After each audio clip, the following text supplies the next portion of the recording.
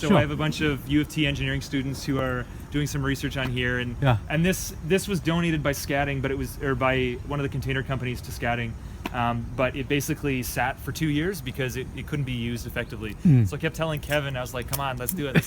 Let's do something, right?" So finally got him to put some money together so we could retrofit it. So insulated the whole inside, insulated the north side. The approach is what we call a passive container greenhouse. Yes. So we're using the sun as much as possible. Exactly. And then there's a little heater in here, which will only have to cycle for 3 or 4 minutes an hour, something like that, and keep it at a reasonable temperature. And then we're going to be doing microgreens and just flats in here. Yeah. And even if you just stand in here, it's probably like 5 degrees warmer right now. There's a guy in, where is it? There's a guy, I think in Calgary. Yeah. He made dual layer. So it works like insulation. You have glass. Yeah. So you have dual layer glass. Yeah. And the air in between functions as insulation. Yeah. And even in minus 20 degrees. This has 2 layers. Yeah, but he makes thicker. Is it Rob Avis from Verge? I will look into it and send to you. I know who it is. Yeah. I know who it is. It's pretty cool when I look at the YouTube how he does it. Yeah, it's neat. And so the advantage of this, and so we're going to be doing some more engineering around these because people want to put them in their backyards or and because it's in a shipping container, you don't need a building permit, right? Exactly. You can just pick it up and move it around, right? So we're going through all that stuff, fun stuff, and you familiar with that? Yeah, a little bit. What, shipping containers? Or? Yeah. Oh yeah. Couple of you got the business. Yeah, you got a few of those, I bet. Yeah. So and our approach too is trying to move very quickly with this because there's a lot of schools, there's rooftop stuff. Exactly. If we want to put them there. We did this one out of plywood, but the next ones we would do out of Roxel and cement board, so they'd be fire rated. Yeah. This was just the cheapest way to do it, but it still works. We have to get a fire extinguisher, Garrett. Yeah.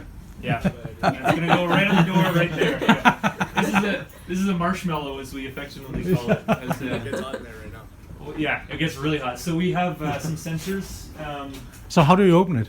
Open what? When it gets too hot in here? Only that one? So you can't open the... No, where is it? It's in my car. There's a vent opener, so we're doing a big vent here. Oh, up there, yeah. Yeah, so it's just one of the retrofitting Yeah, things. you need to do that, yeah. There's just too much. Exactly. And so then,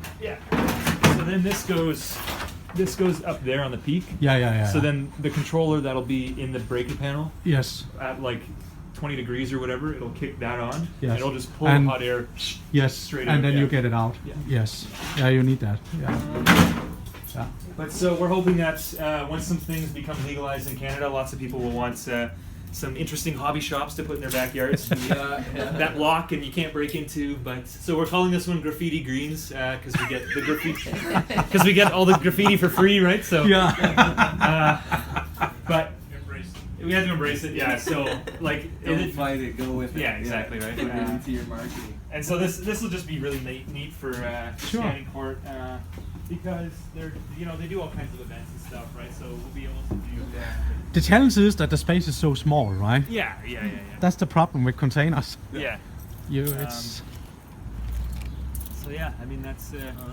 That's it for this guy, and so they'll be doing microgreens and cilantro and different herbs and all kinds of stuff out here, and selling to restaurants as well. Basically, it's the restaurants are take my money, right? Because they can't get this stuff anywhere else, right? So all the containers outside the front can contract us through this container to say, hey, I need 10 kilos of pea shoots a week. I need 5 kilos of cilantro, right? And now we can just bang it out through here. That's pretty much it. So Cool.